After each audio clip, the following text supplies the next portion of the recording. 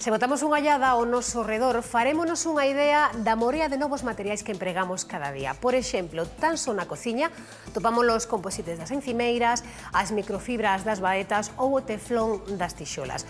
O certo é que a variedade e sofisticación dos materiais que emprega unha sociedade son un bo marcador do seu desenvolvemento tecnolóxico. Hoxe en Conexións falamos de novos materiais.